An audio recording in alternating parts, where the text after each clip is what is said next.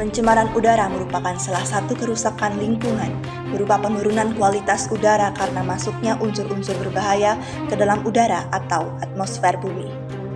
Pencemaran udara yang terjadi dipicu dari bentuk gas, cair, dan padat tertentu yang terpendam di udara. Partikel berasal dari aerosol, debu, asap kendaraan bermotor, dan asap rokok. Indonesia sendiri masuk dalam jajaran negara yang tingkat polusinya cukup tinggi. Polusi udara merupakan salah satu masalah lingkungan terbesar yang memiliki dampak signifikan terhadap kesehatan manusia. Tak hanya dapat menimbulkan berbagai penyakit, paparan polusi udara berlebihan juga diketahui dapat meningkatkan risiko terjadinya kematian dini. Lalu, apa saja bahaya pencemaran udara terhadap struktur dan fungsi sistem pernapasan? Simaklah video berikut ini. Baik teman-teman semuanya, seperti yang kita ketahui bahwa pencemaran udara yang disebabkan oleh abu, asap rokok, asap kendaraan bermotor, itu dapat memicu terjadinya gangguan pada sistem pernapasan kita. Kenapa? Karena zat-zat yang terkandung dalam udara tersebut dapat memicu atau dapat membuat fungsi dan struktur dari pernapasan kita tidak bekerja dengan baik, sehingga dari gangguan tersebut akan timbul sebuah penyakit. Nah, misalnya penyakit asma, ispa, dan terlebih lagi dapat memicu terjadinya kanker paru-paru. Salah satu penyebab dari pencemaran udara adalah asap rokok. Asap rokok itu merupakan sumber polutan yang mengandung partikel-partikel yang sangat berbahaya bagi kesehatan tubuh jika sampai terhirup, terutama kesehatan paru-paru kita. Namun saya sangat jengkel terhadap orang di Indonesia yang menganggap bahwa merokok itu adalah suatu hal yang lumrah dilakukan. Padahal mereka tahu bahwa merokok atau rokok itu sangat berbahaya untuk kesehatan. Bukan hanya untuk orang yang merokok atau perokok aktif, melainkan juga orang-orang yang ada di sekitarnya atau perokok pasif.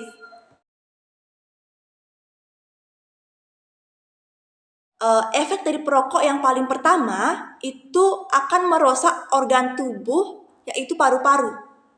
Asap rokok tersebut terhirup dan masuk ke paru-paru kita sehingga menyebabkan paru-paru mengalami radang, bronkitis, pneumonia.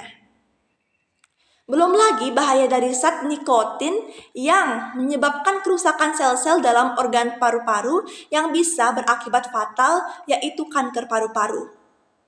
Bahaya merokok bagi kesehatan tentu sangat beresiko dan bisa menyebabkan kematian. Lalu pencemaran udara yang disebabkan oleh abu.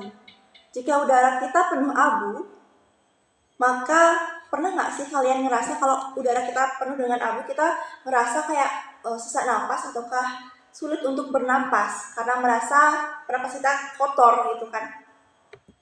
Nah, abu ternyata penyebab dari penyempitan pernapasan kita karena alergi yang bisa disebut dengan penyakit asma. Selain itu, pencemaran udara juga dapat berakhir pada berkurangnya kadar oksigen pada tubuh manusia. Yang mana oksigen itu adalah sumber dari kehidupan kita. Kalau misalnya oksigen itu punah atau ditutupi oleh zat-zat lainnya yang berbahaya untuk kesehatan kita, terutama kesehatan pada sistem pernapasan kita. Jadi bagaimana caranya? Ya, mari kita peduli terhadap lingkungan kita, terutama pada udara kita. Jangan sampai udara kita tercemar karena perbuatan kita sendiri. Seperti misalnya, kita harus care dengan lingkungan sekitar dengan cara tidak merokok, jangan terlalu berlebihan untuk menggunakan motor yang asap-asapnya itu yang menyebabkan polusi. Terus kita harus menerapkan sistem reboisasi. Dan jangan lupa untuk selalu menerapkan Trihita Karana. Kenapa? Karena kita hidup di dunia ini bukan hanya untuk diri kita sendiri, melainkan kita juga harus bisa menyelaraskan diri dan menjaga lingkungan sekitar, alam sekitar, terutama pada udara yang kita hirup. Lalu kita juga dapat menyelaraskan diri dengan sesama manusia dan juga menyelaraskan diri terhadap ide sang yang budi wase. Saya yakin dengan prinsip Trihita Karana ini, kita dapat hidup dengan damai dan sehat. Dan jangan lupa untuk selalu menjaga kesehatan sistem pernapasan kita.